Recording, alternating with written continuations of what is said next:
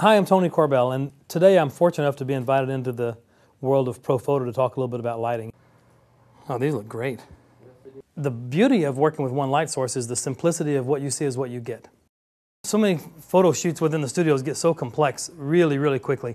And what we want to talk about is simplifying our lives a little bit this morning. So we're going to go through a series of one light portraits of this lovely woman, Victoria.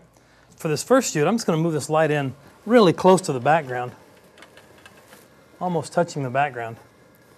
And this is going to do a couple of things. I'm going to be able to be clever enough to let this light also light my background and my subject. It gives us a nice gradation, eliminates any shadow from her, and it really makes a nice kind of a one light quick setup. The first setup, I worked at an aperture around f11, f13, and the reason was very simply this. This model is so gorgeous, and I wanted to make sure that we had good detail all the way throughout. I wanted everything to be sharp. I was working with a 200mm lens in pretty tight, so my depth of field is going to fall off pretty quickly. By working up at those, 11, 16, up in those higher areas, you're going to do a much better job of holding detail from the nose back to the back of the head. The second one light setup that we did was very simple. It was one light set in a 45 degree to the camera, 45 degree up high, and a reflector. It was a real simple shot. Victoria, we're going to bring you forward. Let's put you right about here.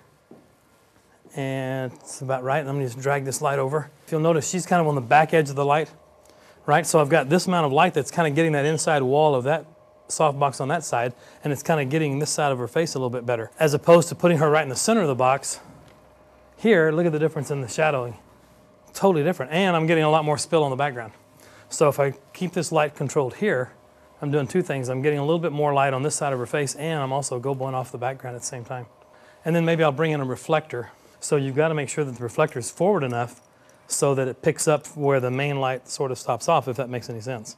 And here it is, just a little bit of hint. You can see it there. Good, okay.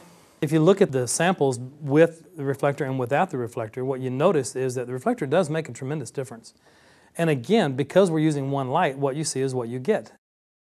This is the last of the one light setups that we did.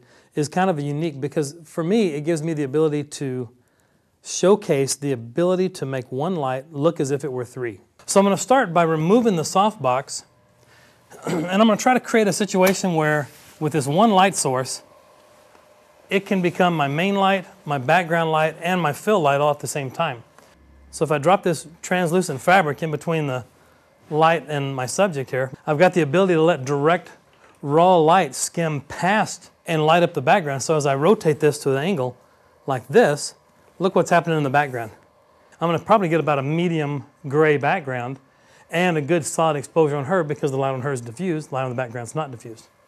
See where that raw light is hitting the floor? So what that tells me is if I can bring in a reflector in front of the diffuser, I can also use that as my reflector fill, almost as a fill light. So let's take a reading of the diffused light on her face. And here we're getting f8. So now let me read the background.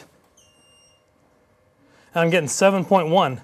Okay, here we go, kiddo. Let's take a picture, shall we? That's a fun one. Good. It looks like a situation that's not what your eye shows you.